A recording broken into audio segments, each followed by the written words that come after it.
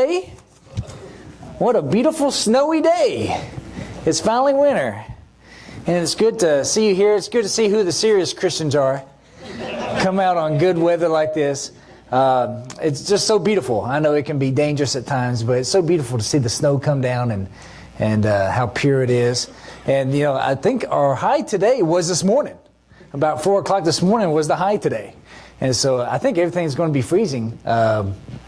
Maybe now. And so we'll go ahead and not have church tonight. We won't be meeting here tonight or in groups.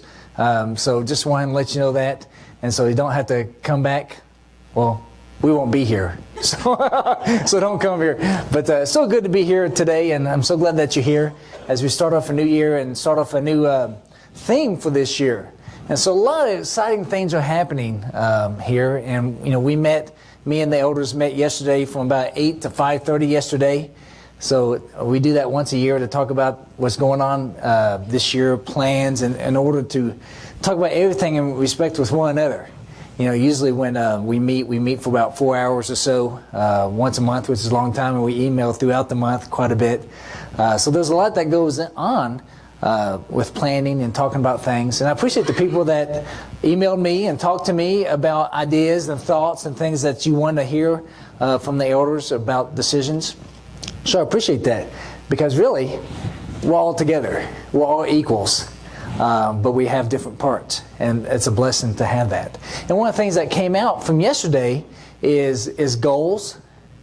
It's goals, and just want to talk about one of them. One of them, you know, last year we had the goal to reach up to 200 by the end of 2015, and we got to 200 once when we had our opening time here, but we didn't get there consistently. So our goal this coming year, although we did grow quite a bit, we had 13 baptisms this past year, a couple of rededications with Mike and Jane, and just appropriate that you guys sit on the same pew today. And just so much is happening, and it's so great that we are reaching out to people, and that's our goal. And so our goal this year is to reach 215 in attendance. Now, of course, you know, it's good to have a goal, but we need to have plans for achieving that goal. I want to talk about that more during the first quarter of the year. But one of those is that we want for every family individual to have a goal to reach out to another family individual. And, you know, along with that, you know, I want you to name them. You know, if you think about reaching out to the whole world for Christ, that's very admirable. But it's good if you can name somebody that you're reaching out to. You know, I'm going to reach out to Sergey and his family. And you can name them, and you're going to make efforts to do that. So pray for them. Pray for them by name. And reach out to them. And make that an effort. And I want to encourage you, as I try to do that in my life, and want you to try to do that this year. Hopefully you already do that naturally in your life, but really try to make that as a goal. Because really a goal without a plan is a wish. You know, if you just say, you know what, I would like that to happen, but you don't have any goal, any plan to achieve that goal, it's just like a wish. You just hope that you wake up one day and it happens. But you really need to have a plan to achieve that goal. I saw that written down outside the pool at the rec center as I was swimming my laps. It's written there on the dry erase board. You know, a goal without a plan is a wish. So I thought that was good. So I'll pass that along. Well, the goal that I want to talk about a lot this year are the parables of Jesus. I love talking about Jesus, love talking about his parables. Appreciate Mike reading what you did this morning, and so glad that you're here, brother, as well. Gotten to know you. And what a blessing it is to get to know new people. You know, and by the way, you know, as Christians, you know, we try to help the downtrodden, help the people that are down on their luck. So if you know a Bengals fan, give them a hug today. You know, just pat them on the back and say, you know what, it's going to be okay. Not this year. And so, you know, it's difficult, isn't it, when you have passions and you care for things, because sometimes those things get broken. And so, so just really reach out to them. So parables of Jesus Christ. It's really a passion of mine to think about Jesus and to talk about Jesus.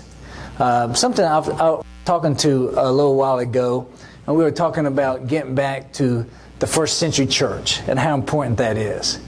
And then we were talking, and I was really thinking, it's like, what the world needs more than the first century church is the first century Jesus. That's what the people are wanting. People, when they're brokenhearted, when they're downtrodden, they're not thinking, I need the first century church right now. They say, I need Jesus. I need Jesus in my life. And so I really want to focus on Jesus and his parables this year. I'll talk about 2 of them a year. 2 of them a month. And it's going to be a long study. So I'm going to talk about 2 of them a month. And so hopefully get through 24 of them. And depending on who you talk to, there's 46 parables. Some say there's 38 because some people don't call all of them parables.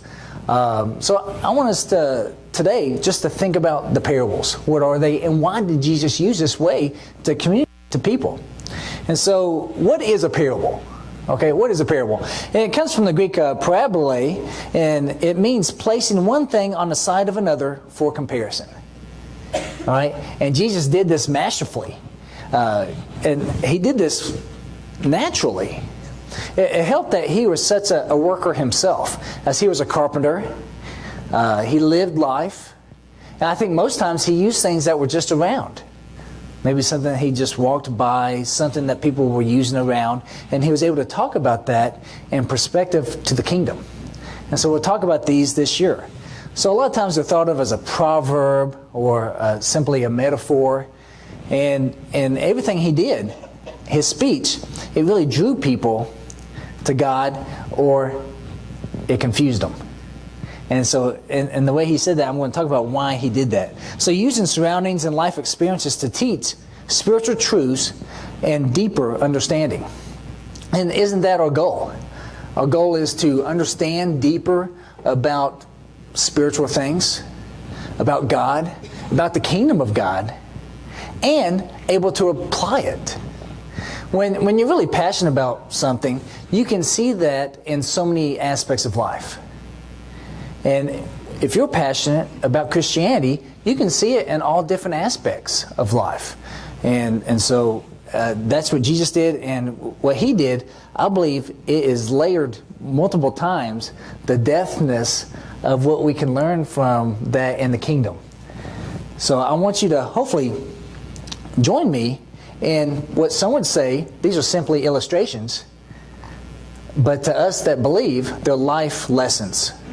And I want you to join with me in it. And so the title of the sermon is to become a student. And so I want to talk about what that means. So why use parables? Why would Jesus use parables anyways? It's a good question. And that was a question that the disciples asked, right? So if you turn to Matthew chapter 13, you can look at what the disciples said. I'll have it up here as well. And he said, disciples came to him and said to him, this is right after the passage that Mike read, because Mike stopped at verse 9 and verse 10. And the disciples came and said to him, why do you speak to them in parables? Why do you speak to the people this way? Jesus answered them, to you it has been granted to know the mysteries of the kingdom of heaven, but to them it has not been granted. For whoever has, to him more shall be given, and he will have in abundance. But whoever does not have, even what he has, shall be taken away from him. Therefore, I speak to them in parables, because while seeing they do not see, and while hearing they do not hear, nor do they understand. And just like Jesus, in answering why he speaks in parables, or some would say riddles, his answer was kind of like a riddle.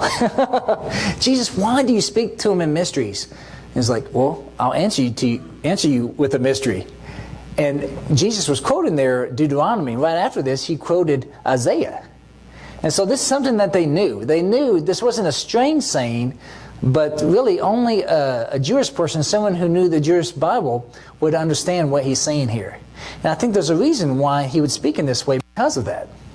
And so his words were for the followers and not for the non-believers. And so really, it's interesting that his parables weren't really designated to evangelize. His words were really to mature those that were following him. And to really challenge them to grow in their faith and to think about it. And I'll talk about what Mark says about this, because this is one of the 3 parables. There are only 3 parables that are in the Synoptic Gospels, meaning Matthew, Mark, and Luke. John, consequently, doesn't have any parables. So they're all found in Matthew, Mark, and Luke. So only 3 are found in all 3. And the parable of the sower, which we're not going to talk about today, we're going to get to that next week, because today I want to talk about parables. But that one is the one that's probably the most famous, I would say. And so we're going to talk about that next week. And this idea of why he would use parables are so interesting. And so he really meant it for his followers, for his disciples. That's who the disciples were, followers of Jesus. And so for the non-believers, they were going to be confused. So if you weren't committed, then the parable would sound like sayings of a madman. Could you imagine walking along and hearing Jesus talk about the seed thrown along 4 different types of ground? And then at the end, he didn't say anything else about it. You think, you sit there, wait, okay? And at this moment, Jesus was by the sea, right? And he went in a boat so people could hear him. So he did 8 of these parables at one time. And he didn't explain any of them to the people. He went from one to the other.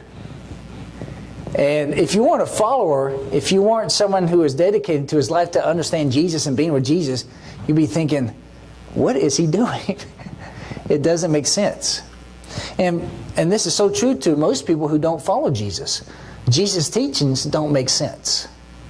But to the believer, they are deep truths and penetrate and instruct. For people that believe and decided that, Jesus is going to be my teacher, he's going to be my rabbi, I'm going to pattern my life after him. You would take everything he said and try to understand why he said it. You think about, what's the meaning here? How can I apply this in my life? If you weren't a follower, you think, that's just kind of silly. And for people that follow him are silly. And so I think there was multiple reasons why Jesus talked that way. Finally, he wanted to be cryptic to the disingenuous, but use imagery to never be forgotten by his followers. And he wanted to do this because, remember, people wanted to kill him. Okay? People wanted to use his words against him. And so this was a very ingenious way to, if anybody would bring accusations against him, he would say, why do you have problems with me talking about being a farmer? But to the followers, it would be like, yes, that is so true. That's me. I'm that soil. But the ones that didn't believe, there was like, he's a madman. And so you can see how wise and how genius he was in what he said. Because he knew people would listen to him just for the reason to trap him in something, and they ended up lying about him to get him crucified later on. So he knew people were trying to trap him by his words. So that's another reason why he would speak in these parables and yet not explain them to the people there. So the water from the well is so refreshing and satisfying, but it's not from the well that you will be thirsty. But if it's not from the well, you will be thirsty. When you say a parable or something like this, you have to read it correctly. And so I'll read it one more time. The water from the well is so refreshing and satisfying, but if it's not from the well, you will still be thirsty. And this is not directly from the Bible, but it's something I thought of as I was preparing this lesson. 1 Corinthians 1, 19 to 21, and we'll read a few verses after this. For it is written, I will destroy the wisdom of the wise, and the cleverness of the clever I will set aside. Where is the wise man? Where is the scribe? Where is the debater of this age? Has not God made foolish the wisdom of the world? For since in the wisdom of God, the world through its wisdom did not come to know God, God was well pleased through the foolishness of the message preached to save those who believe. For indeed Jews ask for signs and Greeks search for wisdom. But we preach Christ crucified. To Jews a stumbling block, and to Gentiles foolishness. But to those who are the called, both Jews and Greeks, Christ the power of God and the wisdom of God, because the foolishness of God is wiser than men, and the weakness of God is stronger than men. And this is what it's about. this is the whole key with the parables here, is that Jesus didn't explain most of his parables. He didn't. He did this because he knew that the Jewish people, they wanted to see a lot of miracles. It was like, okay, you do this thing, and then maybe I'll believe. And the Greeks, they wanted to be impressed the way that they like to be impressed. Show me wisdom in the way that I define wisdom. And Jesus wasn't going to have any part of that. It's so interesting that Jesus never did beg people to come to him. Jesus never did beg people to come to the kingdom. He simply said, I'm the one that you've been waiting for. I'm the Christ. Here's truth. And it's up to you. The very few people he would say, follow me. He did that to the apostles. But if they said, no, I'm not going to, he wasn't going to chase them. He wasn't going to wait outside of their work. And I think sometimes we get confused because we try to do things that way. Because of our love for certain people, we do chase them in some way. But Christ, he simply spoke truth. He spoke in these wonderful, masterful parables to reach out to people and to really train the people that were following him. And they were truly foolish to those that didn't believe. And they would even use them to make fun of him. It's in some historical texts, people, how they made fun of Jesus by the crazy things he said. And those same crazy things are what people are so special about to Christians. These special sayings. But to those who did believe, it gave great illumination, and we still talk about them today. And so Jews demand miracles, and Greeks look for wisdom, and don't we hear that today? Someone who doesn't believe, I need a sign. I need Jesus to show me something. I need him to do something in my life, and I want him to do this exact thing. And if he doesn't do that, then I'm not going to believe. Or I want the wisdom. I want to understand all the wise sayings before I come to him, to a belief to him. And really, neither one of those things are necessary to be followers of Jesus, are they? We need to be followers. At some point, it takes a step of faith. It takes a step of faith to truly believe. Now, to all of us that believe, there's tons and tons of evidence, isn't there, that there is a God and that Jesus is his son. But at some point, you have to take a step of faith. And is there anything that we can truly know completely, 100%? I don't think so. Even though a lot of people like to pretend they do. And so why do we do that with Christianity and with Jesus? So really it comes to, what are you looking for? What are you looking for? What are you looking for even as a Christian with Jesus? Are you looking for a get-out-of-jail-free card with Jesus? Is that your goal? Or are you looking for salvation in this life? Are you looking for truth to come and set you free in this life as well?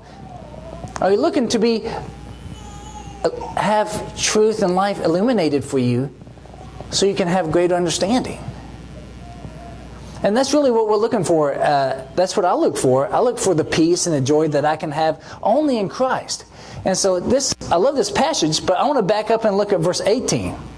For the word of the cross is foolishness to those who are perishing, but to us who are being saved, it is the power of God. And to those people that aren't Christian, we're foolish. But to those that believe, the cross is life. The cross is transforming. And having a church home that we can call our family means everything. And so these parables, like John said at the end of his book, his gospel, that if he had enough, there was not enough books in the world to write down everything that Jesus did. And I would love to learn to read everything that Jesus did. But we don't have them. So great, so awesome to be there in the presence of God. And so many times Christians and people that call themselves Christians, they don't know the Bible, they don't read the Bible. And we need to just love it so much that every drip from the word, from the mouth of Jesus, needs to be savored by us. And that's the reason I want us to think about these parables and to glean from it everything that we can. And I encourage you to study these parables throughout this year on your own. I'm going to be focusing on a few parables in Matthew 13, which I'll talk about in just a little bit. So read ahead. Study on your own. And let us sharpen one another. And so with this idea of learning from the parables, you really have to become a student in order to learn from Jesus. If you want to learn from Jesus, you must become a student, and His student particularly. You can't simply say, okay, I'm going to learn some things from Jesus, but I'm not committed or I'm not convinced that He's right. It's really hard to learn from a teacher when you don't agree that they're right. And so if you're going to get the most that you can from the parables, you have to say this is true.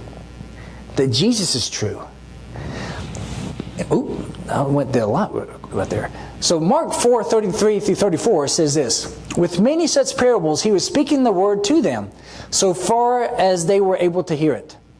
And He did not speak to them without a parable, but He was explaining everything privately to His own disciples. So if you didn't follow Jesus, He didn't explain any of these parables. Now here, pretty much everything I say, I try to go in depth and explain so we can all understand. But Jesus didn't do that. He simply spoke in a parable and is like, okay, if you want to know more, become my disciple and follow me. If not, so be it. And so if you are not a student, if you're not decidedly to say, I want to be a disciple of God, disciple of Christ, then you won't understand. It won't have the impact on you as those of us that try to follow. So Jesus only explained to those that followed, and only those that followed truly understood. So it's a catch-22 here. If you really want to understand, you have to follow.